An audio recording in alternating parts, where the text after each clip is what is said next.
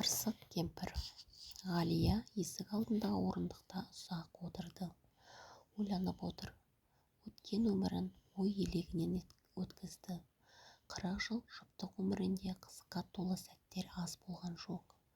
Бақытты күндері мол болды. Тіпті Серіктің жас күндегі кейбір ерлікке балайтын іс-әрекет қимылдары еске түсіп, Ғалия жымиып, басын шайқап қояды. Уақыт шіркін бәрін орнына қояды-ау. Серік пен Ғалияның отасқанына 40 жыл толды. 20 жасында өзіне 3 жас үлкен Серікке тағдырын табыстап, отау құрып шаңырақ көтеруге бел байлаған Ғалияның шешімі дұрыс болды. 4 жыл бойы өзіне ғашықтық сезімін жеткізе алмай жүрген Серік бір күнде үйленгісі келетінін айтқанда Ғалия қалжыңға балаған. Жігітім әдетте бойжеткенге сөз салып сырын ұғып жайды байымдап байқамас па еді. Жол болсын, әй-шәй жоқ, үйленемін деген үйленемге басқан қандай жүректі жігіт едің? Әлде келбеті келісті жүрісті ерке Ғалия сөзінің соңын жұтып қойып, бұрыла бергенде Серік сыртынан қапсыра құшақтай алды. Ғалия, сәл бөгелші, өтінемін, тыңдашы, жүрек үнімді, сырт айналмашы, бәрін түсіндіремін. Жігіт айтарын айтса, тағы тамағы кепкенде жұтынып, таңдайына тілі жабысып қалғандай, одан әрі ештеме айта алмады, дір-дір етті. Бірдемені бүлдіріп қойған баладай бүгежектеп төмен қарады. Оң қолын бір созып, бір тартып, жаңағы қапсыра құшақтаған батылдық қимылы әп-сәтте жасқаншақтық мінезге айналып, ұзаққа созылмады. Анада жердегі кетіп бара жатқан құрбы қыздардың кезек-кезек дауыстары бей-жай күйде тұрған Ғалияны селт еткізді. Ғалия, кеттік. Кеш түсті, жатақханаға жетіп алайық. Иә, өзім де кеткелі тұрмын. Бұрын-соңды осындай сезімге күйін сезінбеген Ғалия Серіктің үнінен жанына жағымды бір сырды ұққандай болды. Бұлар тұрған жерден ұзаңқырап бара жатқан қыздарға жетіп алу үшін Ғалия ышқына жүгірді. Біреу қуып келе жатқандай еріксіз жылдамдықпен келіп құрбыларының қатарына қосылды. Екі беті алаулаған Ғалияның жүзіне қарап, ой, мына бойжеткенге не болған? Әлгі жігіт білегінен ұстады ма, жай танысың ба еді? Деп шуылдасып қыздар сұрақтың астына алып жатыр. Қойыңдаршы, бір мекен-жайға қалай баруды сұрады. Қайдағы таныс, бірінші рет көруім деп жалтарған Ғалия екі алақанымен бетінің дуылын баспаққа қайта-қайта ысқылады. Жылдам сөйлеп, өзгеден бұрын өз пікірін жеткізуге асығатын сырғаш, ай қайдам-ау, мына қыздың жүрегі соғып, қаны бетіне шаншып тұрғанын неге байқамайсыңдар? Деді. Артына қарап, алыста қалған Серікке де қарап қойды да, шақырайын ба әлгіні деп назды сұрақпен құрбысын сынаған кейіпте Ғалияға қарады. Тух, сырғаш-ай, әзілің бітпейді-ау, танымайтын жігітті шақырып не бопты, жүріңдер кетейік. Айтарын айтса да Ғалия сол жігіттің жүгіре басып жетіп келгенін қалайтын сияқты. Дуылдасып жарыса сөйлескен жолдастарынан өзін сәл кейінірек ұстап келе жатқан Ғалияға бейтаныс жігіттің көзіндегі от, сөзінде шынайылық бар секілді көрінді. Анасының көз көңілдің айнасы деп жиі айтатын сөзі есіне түсті. Жатақханаға келіп, ертеңгі сабаққа дайындық жасап жатқан қыздар бір-бірінен кітаптар сұрап, бірі жазып, екіншісі тапсырмаларын жаттап жатты. Ал Ғалия күндегідей кітаптан бас көтермей, оқитын әдетінен арылып, бір сәт бөлме балконына шығып терең демалды.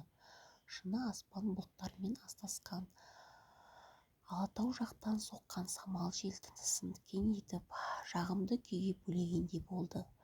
Бір сәт сергек сезініп, біраз уақыт тұрған соң бойы мұздағанын байқаған Ғалия ішке кіріп, үстел үстіндегі ыдыстан су ішті.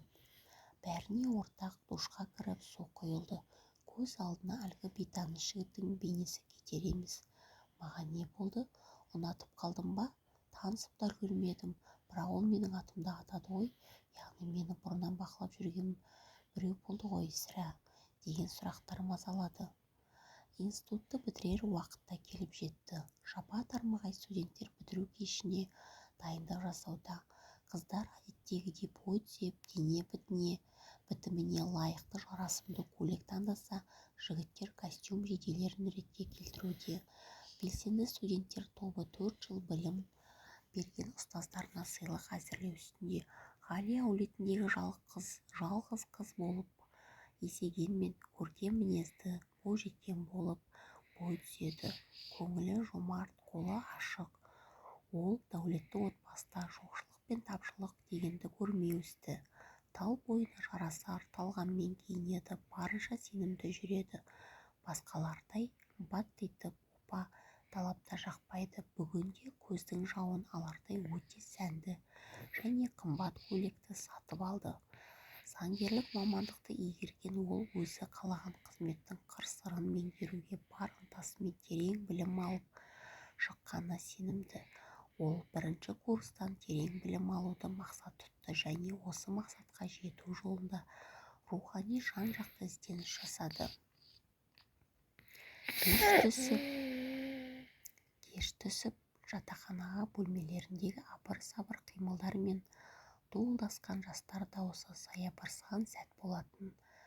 Есік қағылғандай болды.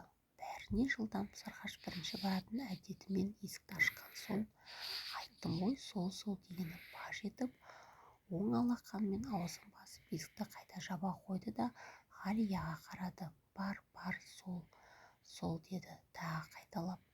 Бөлмедегі басқа қыздар аң-таң. Жанына келіп Сарғаш Ғалияны есікке қарай итермеледі. Сарғаштың қылығынан ыңғайсызданып, екі иығын кезек-кезек қозғап қарсылық танытқан Ғалияны құрбысы итермелеген бойда есікті айқара ашып дәлізге шығарып жіберді. Есіктен сәл арырақ бір қырын тұрған бейтаныс жігітті көргенде жүрегі дір етті. Іштей, иә сол, шынында да тағы сол деді өз-өзіне. Жалт қараған Серік Ғалияға жақындай түсіп, сәлем Ғалия, мен Серікпін, иә, менің атым Серік деп тағы тамағына тас тығылғандай жұтынып, Ғалияға жақындауға жасқанғандай ары қарай бір аттап. Серік деді. Ғалия сөзін созып, мені қайдан танисыз, атымды қайдан білесіз? Жалпы анығы сіз кімсіз? Мен сізге ғашық бір жанмын. 4 жыл Ғалия, өзіңді білемін. Серік жатақхана дәлізінің қараңғылығын пайдаланғандай батылдау сөйлеп, Ғалияның қол ұшын ұстай алды. Қыздың нәзік саусақтары қыса ұстап өзіне қарай тартты. Ғалия не екенін өзі білмеді. Бір сезім лап етіп денесін шарпығандай болды. Қолын жұлқып тартып алмады. Ғалияжан, жігітіңнің жоғын да білемін, ата-анаң туралы да білемін. Мен саған үйленіп бақытты өмір сүргім келеді. Менің де мамандығым заңгерлік. Университетті бітірген соң бас қосып бірге жаңа өмір бастайықшы. Қарсы болмасаң, ата-анамды сырға тағуға жіберейін. Үйлену күнін белгілейік. Қалай қарайсың? Ұсынысым ұнаса, иә деші. Саған бақытты өмір сыйлауға, бақытты бөлуге уәде беремін. Жігіттік сөзім. Аң-таң Ғалия жоқ десе, жоғалтып алатындай, иә десе, асығыс шешім болатындай бей-жай күй кешті. Мазасы кетті. Тіпті тұла бойы мұздап, артынша ыстығы көтеріліп, алайда қарсылық сезімі қылаң бермеді. Университетті бітіру кеші біткен соң Серік пен Ғалия неке сарайына барды. Заңдастырылып, ерлі-зайыпты атанып, Серіктің үйіне бір-ақ барды. 4 қыз бір ұлды өмірге әкелген. Толқын мен ана мен жалғыз әке кезектесе жүріп, үлкен үйдің ішіне бір кіріп, сыртына бір шығып, қуанарын да қорқарын да білмей, әй толқын, деді артынша, тәуба, осы күнге деу жеттік, деп бірнеше рет қайталай сөйлеп жүр. Абыржымай толқымай қайтсын. 4 қызы өз алдына өріс кеңейтіп тұрмыс құрып кеткен. Барлығы да алысқа ұзамаған, осы қала маңында. Бірі қаланың өзінде, бәрі де бақытты, балалы шағалы. Жалғыз қария үлкен қызметте болған. Қазір зейнеткер, елге танымал азамат. Толқын анада жоғары білімді ұстаздық қызметтің қызығы мен шыжығын көрген. Республика дәрежесіндегі зейнеткер. Тұрмыстары жақсы, дәулетті отбасы. Тек осы Серіктің үйленуін асыға күтіп жүргенді.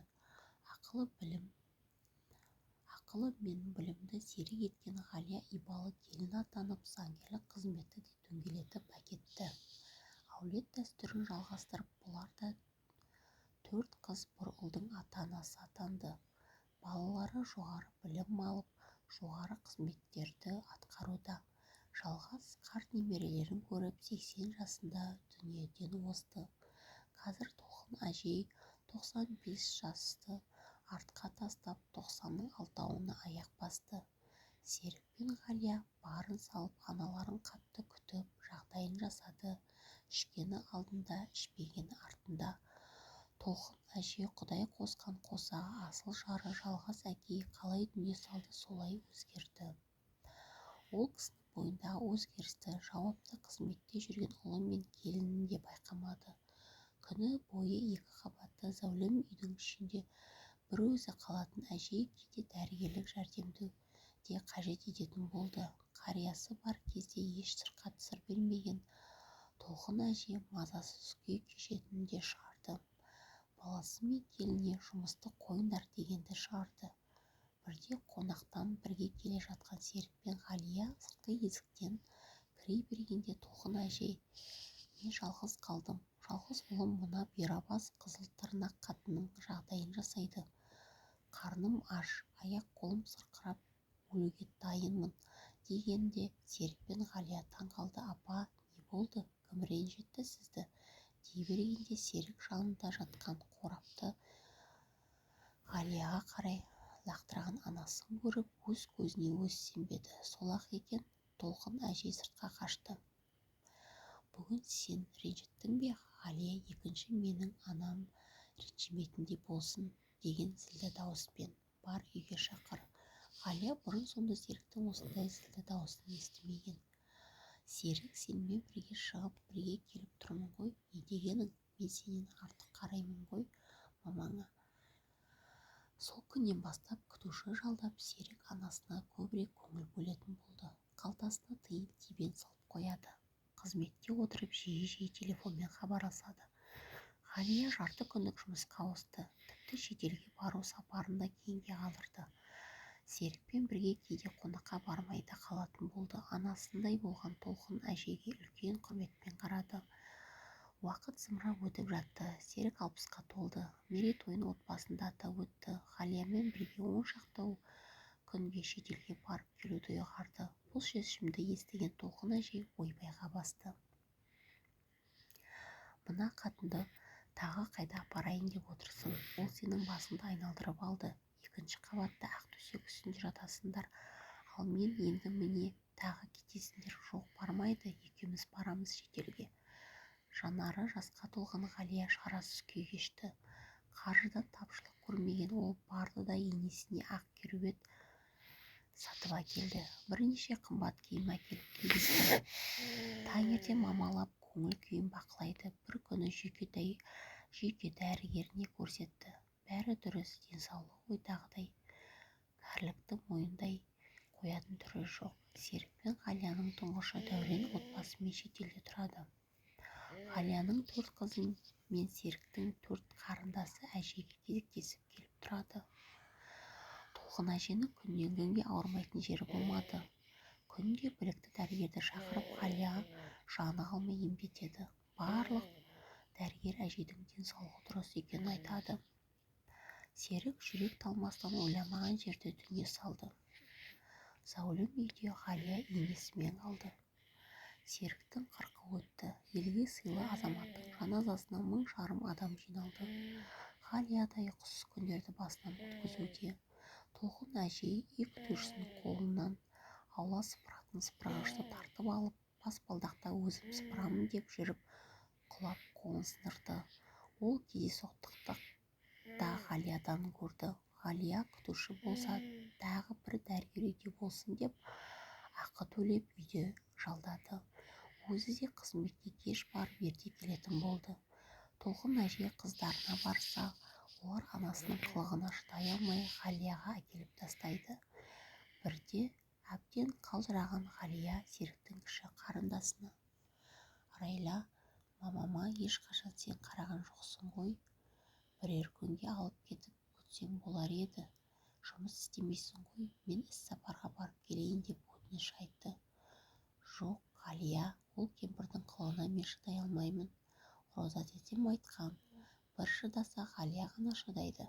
Сендегі шыдамдылық бізде жоқ. Іссапарға бармай-ақ қойсаң болмай ма? Серік барда тынбайтын едің. Жер-суды аралап, енді зейнетке шыққанда отырмайсың ба?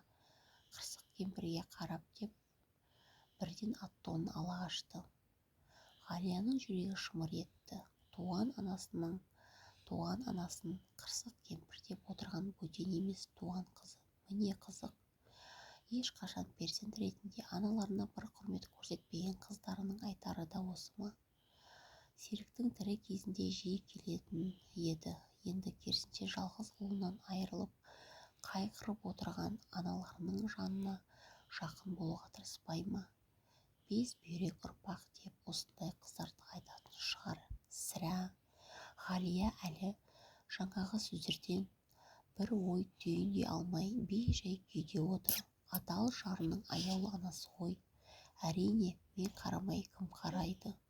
Анасын ардақтап батасын алған келіннің болашағы жаман болмайды, балам. Сен де анасың деген әкесінің сөзі ойына оралды.